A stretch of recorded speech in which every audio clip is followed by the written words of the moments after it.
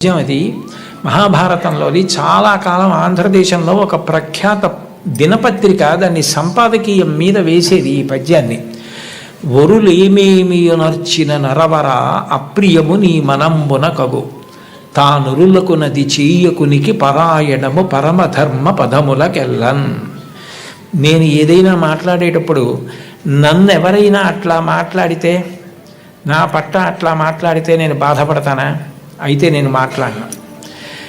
నేను ఎవరికైనా ఏదైనా ఒక పని చేసేటప్పుడు ఇటువంటి పని నాకెవరైనా చేస్తే నేను బాధపడతానా?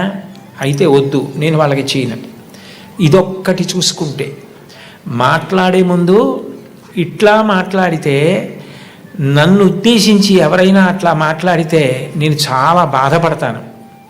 అయితే నేను ఇంకోళ్ళని ఉద్దేశించి మాత్రం అట్లా మాట్లాడను. నా పట్ల ఎవరైనా ఇట్లా చేస్తే నేను చాలా బాధపడతాను. ఆ పని నేను ఇతరులకు చెయ్యను. ఏదైనా మాట్లాడే ముందు, చేసే ముందు నన్ను గురించి అలా మాట్లాడితే, నా పట్ల అట్లా చేస్తే, నేను ఏమనుకుంటానన్నది ఆలోచించుకోవడం నీకు వస్తే నువ్వు ఇతరులకు అపకారము చెయ్యలేవు. నీ వలన మేలేదు. వరులేమేమియునర్చిన నరవరా అప్రియముని మనంబున కగు తానురులకు నది చెయ్యకునికి పరాయణము పరమధర్మ పదములకెళ్ళన్. ఇంకంతకన్నా ధర్మం లేదు లోకంలో. పెద్దవాళ్ళైనా పిల్లలైనా ఎవరైనా చిన్నప్పటి నుంచి నేర్చుకోవలసింది అంతే. గుర్రం జాషువా గారు చిన్న కొడుకు వెళ్ళి పిట్టని కొట్టి కింద పడిపోతే కర్రతో కొట్టి బతికుండగా ఈక పీకుతుంటే ఆయన కూతురు హేమలత రవణం గారే ఒక వ్యాసం రాశారు. జాషువా గారు చాలా మాటలు చెప్పారు. ఆయనకి భౌతత ఎక్కువ. తప్పురా, అలా పక్షికి పడగొట్టి దాన్ని ఈకలు పీకుతున్నావు, అది బాధపడుతుంది, అలా చెయ్యకు అని.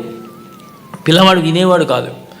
ఆయన ఒక రోజున ఏం చేశారంటే, ఆ పిల్లాడు కూర్చునుండగా వెనక నుంచి వచ్చి గట్టిగా పట్టుకుని వాడు వెంట్రుకలు పీకడం మొదలెట్టారు.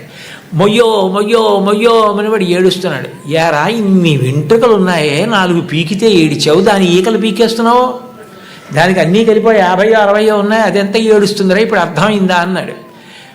మళ్ళీ జీవితంలో ఆ పిల్లవాడు అట్లాంటి పని చేయలేదు. తనకేది జరిగితే బాధో అర్థమైతే అది ఇతరులకు చెయ్యలేడు. ఆ రోజున భారతంలో చెప్పిన పద్యం ఎంత గొప్పదో అర్థమవుతోందా?